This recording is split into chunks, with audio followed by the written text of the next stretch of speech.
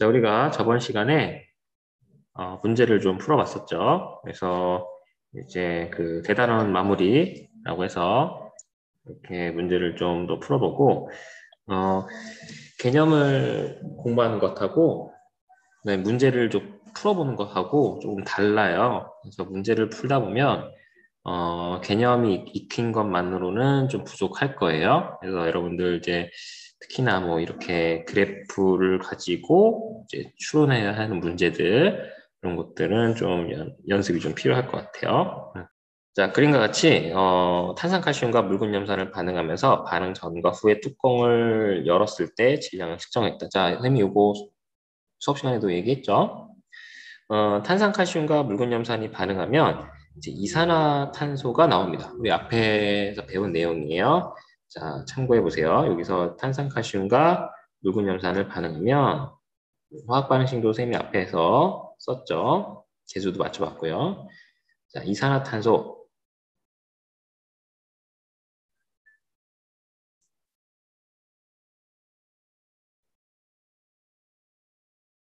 이산화탄소 기체가 이제 발생을 합니다. 그러면 이제 기체가 발생하는 반응이기 때문에 이렇게 뚜껑을 닫을 때랑 열었을 때랑 질량이 당연히 바뀌겠죠. 다르겠죠. 자, 여기 보면은 탄산칼슘과 묽은 염산, 이거 질량 보존 법칙이에요. 탄산칼슘과 묽은 염산을 이렇게 됐더니 병까지 다 포함해서 50.5g이래요. 숫자가 정확히 나와 있죠. 그러면 반응을 시켰어도 지금 여기 보면은 이걸 뒤집어 놓고 뚜껑을 잘 닫았기 때문에 이산화탄소가 생성됐어도 이 안에 존재하겠죠. 그러면 이게 질량도 그대로 50.5g이라고 정확히 일치할 겁니다. 즉 질량이 같다. 질량이 보존될 거예요. 자, 근데 뚜껑을 열면 어떤 일이 벌어지냐면 여기 안에 있던 이산화탄소가 이렇게 날아가 버리니까 이산화탄소의 질량이 감소되면서 50.5g보다는 줄어들겠죠.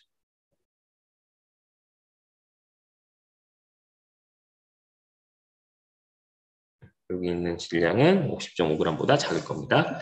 그래서 우리가 질량 보존 법칙을 이제 확인하는 실험을 하기 위해서는 특히 이렇게 기체가 발생하는 이런 실험을 준비할 때는 반드시 뚜껑을 닫는, 그래서 기체가 날아가지 않도록 해야 되고, 이렇게 기체를 열어두게 되면 이산화탄소가 날아가기 때문에 질량이 이제 마치 보존이 안 되는 것처럼 측정이 되죠. 하지만 날아간 이산화탄소까지 고려를 하면은 질량은 언제나 보존이 되는 거다. 뭐 그런 얘기였죠.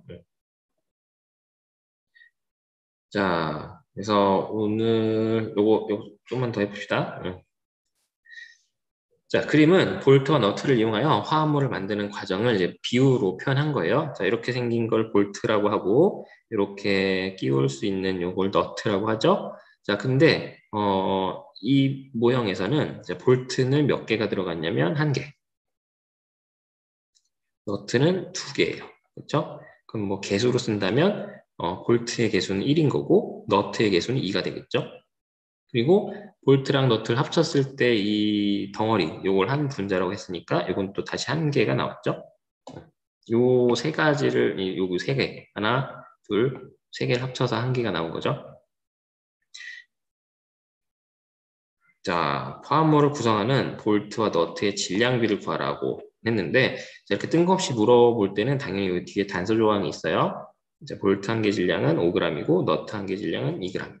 자, 그러면 화합물에서 볼트가 당연히 한 개 들어갔으니까 화합물에서 볼트 한 개 질량은 5g이다 라고 했으니까 일단 5g이 있는데 이 5g이 한 개죠. 여기 있는 거. 자, 너트는 2g이래요. 너트는 2g인데 2g짜리가 두 개죠. 이렇게. 그래서 전체 질량을 일단 먼저 구해보면 5 더하기 4, 9g인데 이 9g의 그 성분비를 보면 아까 말했듯이 5g 대 4g이다 이렇게 볼 수가 있고 이 5g은 이제 아까 말한 볼트 한 개에 해당하는 질량이었고요. 4g은 너트 2개에 해당하는 질량이 4g이었죠. 그래서 질량비는 5대 4다. 이게 이제 질량비다.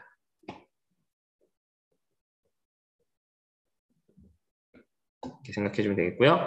자, 화합물의 총 질량. 자, 볼트 5개랑 볼트 5개랑 너트 8개로 만들 수 있는 건데, 자, 볼트 5개가 먼저 소모가 될지, 너트 8개가 먼저 소모가 될지 고민해 보는 거예요.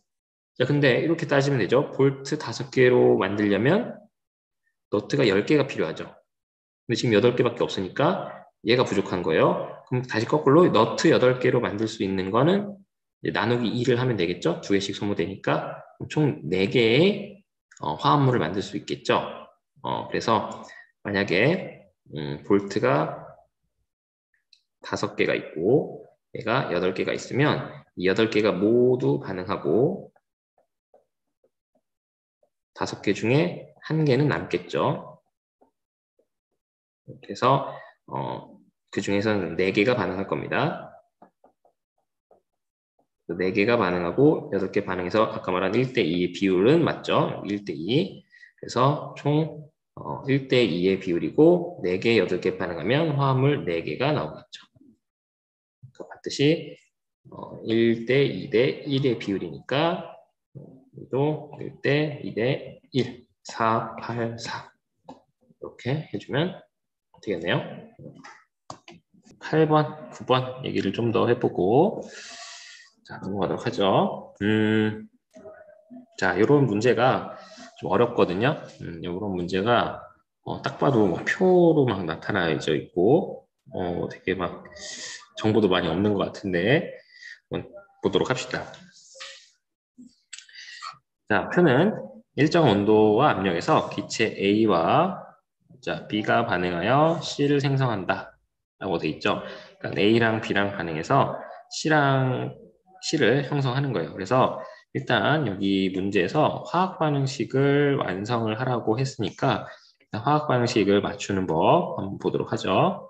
자, A와 B가 반응한다고 했으니까 이제 A, B가 반응물이 되겠죠. 그래서 일단 A 플러스 B 이런 식으로 이제 반응물을 왼쪽에 쓰고요. 그 다음에 생성물이 C다. 기체 C를 생성한다 라고 되어 있으니까 C가 생성물이 되겠습니다. 그래서 일단 A 플러스 B는 C다. 이렇게 해주면 되고 개수, 자, 우리 뭐 여기서 뭐 H2, 뭐 N2 뭐 이런 식으로 NH3 이런 식으로 화학식을 썼는데 지금 여기서는 그거를 그냥 하나로 그냥 퉁쳐서 A, B, C라고 이렇게 기호로서 그냥 나타낸 겁니다. A, B, C 자체가 원소 기호는 아니고 그냥 특정 물질을 A, B, C 이렇게 표현한 거예요.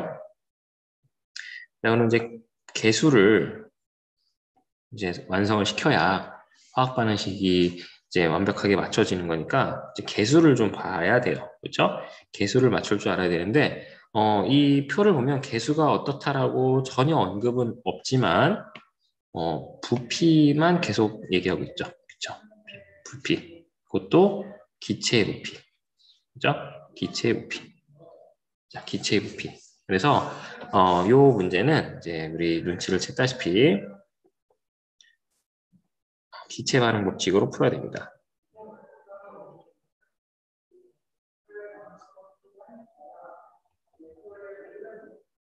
그러니까 기체 반응 법칙을 가지고 이러한 문제를 좀 풀어낼 수 있어야 된다. 자, 그럼 봅시다. 반응 전에 A, B를 이제 50ml, 20ml로 설정을 했어요. 자, 첫 번째 실험이죠. 50, A 50이랑 B 20을 놓고 실험을 하니까 자, 반응 후에 남은 기체가 생겼대요. 즉 A랑 B 중에 A가 남았대요. 그것도 10ml가 남았대요. 그러면 A가 10ml 남았다라는 얘기는 얘는 반응하지 않고 남아있다는 얘기니까 처음에 50ml 중에 40ml는 반응을 하고 10ml는 반응하지 않았다. 이렇게 보면 되겠죠. 자, 이해되나요? 자, 50ml를 준비했는데 10ml 남았으니까 당연히 반응에 실질적으로 참여한 부피는 40ml다. 그죠? 이게 이제 실질적으로 부피가 이만큼이 참여한 거예요. 자, 그리고 B는 지금 남아있는 게 없죠. B는 없어요. 그러니까 B는 이 20이 전부 다 반응을 했다. 자, 이렇게 생각을 해주면 됩니다. 자, 그랬더니 생성된 기체의 부피가 40이다. 자, 뭐, 답 다 나온 거예요. 자, A는 40ml 반응할 때 B는 20ml가 반응한 거고 그 과정 속에서 C가 40ml가 나온 거죠. 요게 우리가 얘기하는 부피비죠, 부피비. 부피비를 우리가 방금 구한 거죠. 40대 20대 40이니까 2대 1대 2죠. 그러면 뭐 볼 것도 없이 2대 1대 2입니다. 이렇게 가주면 돼요. 자, 일단은 아까도 얘기했듯이 기체 반응이고 기체들을 얘기하고 있기 때문에 이 부피비가 곧 바로 개수비로 이렇게 연결을 시킬 수가 있는 얘기이고요. 부피비는 어떻게 구했냐면 이제 반응 전에 먼저 넣어준 거랑 남아있는 거 이렇게 해서 얼마큼이 반응하는지를 확인해 보고 그다음에 생성된 게 40인 걸 보고 이제 전체 부피를 이렇게 연결시키면 됩니다. 자, 그럼 이제 문제를 실험 2번과 3번을 보고 이제 좀 꼬았어요.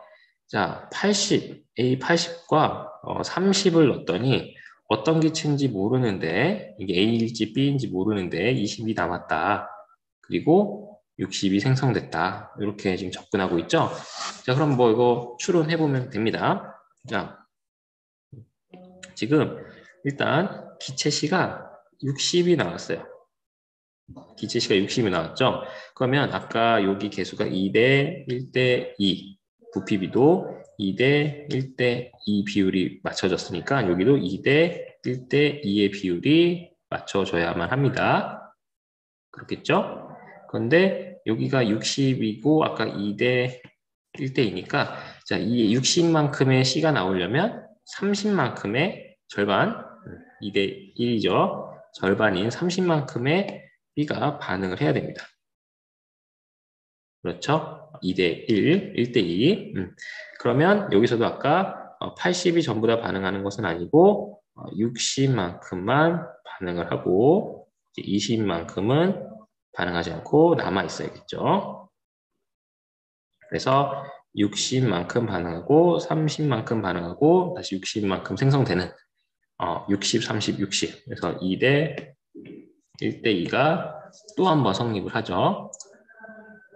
이런 식으로 접근을 해주면 A가 20이 남았구나. A가 80을 넣어줬는데 60만큼 반응하고 20이 남았구나. 그럼 여기 기억이라고 하는 기체는 A겠구나. 이렇게 써주면 되겠죠. 자, 어느 한 구석에서만 힌트를 찾아도 돼요. 뭐 기체 C로 판단을 해서 지금은 이걸 가지고 이제 판단한 건데 3번을 보니까 이번에 이거를 숨겨놨죠. 그럼 다른 루트를 가지고 또 판단해주면 돼요. 자, 봅시다. 자, 이번엔 A40, B40을 넣는데 이제 보이죠? 2대 1로 반응해야 돼요. 근데 지금 A는 40이고 B도 40이긴 한데 2대 1로 반응해야 되는 거니까 사실 B가 남아 도는 거죠. 얘가 남아 돌고 있어요. 당연히 얘가 남았겠죠. 그러면 아까 봤던 대로 A가 40만큼 반응하면 B는 이게 다 반응하는 게 아니라 20만큼만 반응해야 되고요. 20만큼 남아 있어야겠죠. 그리고 C는 2대 1대 2니까 다시 40만큼 형성이 돼야 되겠죠. 그래서 부피비는 여전히 2대 1대 2의 부피비를 유지시켜야 되고요. 이 과정에서 남게 되는 기체는 이제 B가 되겠죠. B 써있네. B가 20 나왔다. 이렇게 보면 되겠죠. 자, 이런 식으로 우리가 요 세 가지 표를 보고 개수를 맞출 수 있었고 또 2번과 3번의 그 제시된 자료를 보고 역으로 어떤 녀석이 부족했던지 아니면 얼마큼이 나오는지 이런 것들을 우리가 유추할 수 있겠죠. 그래서 화학 반응식을 선생님께서 강조한 이유가 이런 거예요. 화학 반응식을 완성하는 것도 물론 중요하고 그 완성하는 과정에서 얻을 수 있는 정보 같은 것들이 아주 많죠. 그래서 이렇게 문제를 풀어봤고 참고로 이런 문제 아주 좋은 유형이고 계속 아까부터 고등학교 얘기하는데 고등학교 가면 이런 문제 많이 나와요. 그러니까 뭐 예를 들어 이렇게 그냥 오지선다 해가지고 하나 고르는 문제 안 나오고 이렇게 좀 생각할 수 있는 좀 또는 뭐 이런 식으로 이렇게 그래프 이런 것들 자주 나오니까 연습을 좀 많이 해봅시다. 자, 9번은 뭐 앞에 거보다는 좀 쉬워요. 그냥 개념적으로 술술 넘어갈 수 있는 그런 문제들인데 자, 보면 자, 다음은 자, 수산화 발륨과 염화암모늄의 반응에서 에너지 출력을 알아보기 위한 것이다. 수산화 발륨이라는 녀석이랑 염화암모늄이라는 녀석이랑 이제 반응을 한대요. 자, 나무판 위를 물로 적신 다음에 나무판에다가 이제 물을 좀 묻히고 그 다음에 이렇게 삼각 플라스크죠. 삼각 플라스크 안에 아까 얘기했던 두 이제 물질을 넣고 이제 잘 섞은 다음에 이걸 들어 올린대요. 그러면 신기하게도 나무판이랑 이 삼각 플라스크가 달라붙더라. 그리고 달라붙더라. 요게 이제 가장 큰 힌트가 됐는데 일단 왜 달라붙을까? 왜 달라붙을까를 좀 고민을 해보면 아까 여기 좀 힌트가 있었어요. 나무판 위에 물로 적신 다음에 삼각 플라스크를 얹혀놨죠. 그러면 이 달라붙었다라는 것과 이제 물로 적셨다라는 걸로 유추했을 때 요 나무판에 이제 적셔 있던 요 물이 이제 얼어버린 겁니다.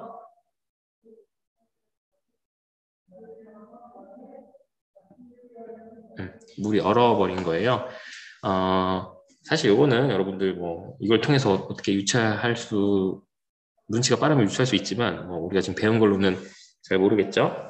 왜냐하면 수산화 발용하고 염화암모늄의 그 반응식이 흡열인지 그러니까 에너지를 방출하는지 뭐 흡수하는지 이런 거를 우리가 정확히 지금 수준에서는 한눈에 딱 알아볼 수 없으니까 어찌됐든 이런 식으로 유추해 보는 거예요. 물이 얼었다. 그래서 달라붙었다. 뭐 이렇게 생각해 주면 되겠고 그러면 이제 물이 얼었다란 얘기는 물이 얼어붙었다는 얘기는 요 주변이 차가워졌다는 얘기겠죠.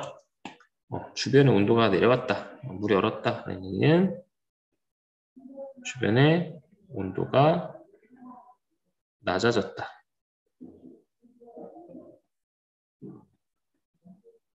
그러니까 물이 얼었겠죠. 그리고 주변의 온도가 낮아졌다는 얘기는 에너지를 얘가 흡수했다.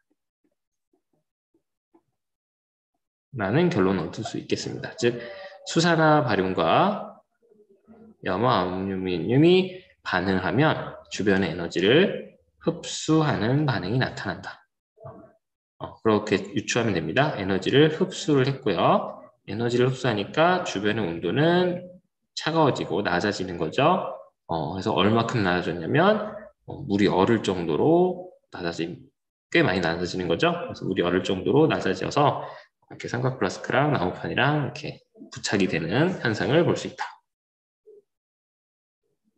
자, 그래서 정리를 여기다 한번 해보면 되겠죠. 자, 수산화 발륨과 염화암모늄 반응에서 에너지 출입은 어떻게 되냐?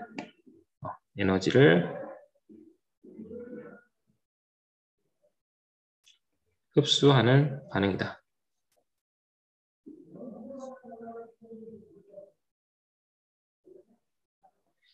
좀 더 구체적으로 써보자면 주변으로부터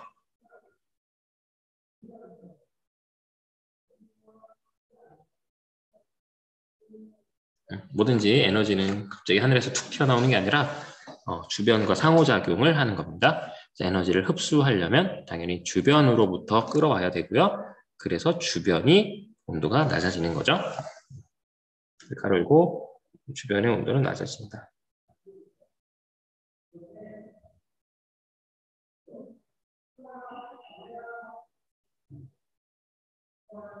이렇게 보면 되겠고요. 자, 위 실험 결과가 나타나는 까닭을 화학 반응식에서의 에너지 출입과 관련지어 설명하시오. 같은 얘기니까 넘어가도록 할게요. 자, 그래서 이렇게 해서 문제를 좀 풀어봤습니다. 자, 화학 파트에 해당하는 문제들이었고, 뭐랄까, 이제 화학에서 중요하게 다루는 화학 반응식부터 해서 세 가지 법칙부터 해가지고 이제 좀 종합적으로 물어보는 것들이 많았죠. 특히 뭐 이런 것들 일정 성분비 법칙 가지고 이제 계산도 물어볼 수 있는 문제들이 있고 또 이렇게 그림을 가지고 의미를 해석할 수 있는 것들도 이렇게 충분히 나올 수 있고 그다음에 방금 풀어본 것처럼 이렇게 이제 표를 많이 주고 이제 분석하는 것들이 많아요. 그래서 이제 화학은 이제 약간 표로 제시를 하거나 그래프로 제시하거나 그림으로 제시하거나 뭐 이런 식으로 이렇게 뭔가 데이터를 제시하고 자료를 제시해서 그걸 이제 추론하고 분석하는 것들을 좀 중요시하게 생각합니다. 뭐 화학뿐만 아니라 다른 과학도 이제 마찬가지예요.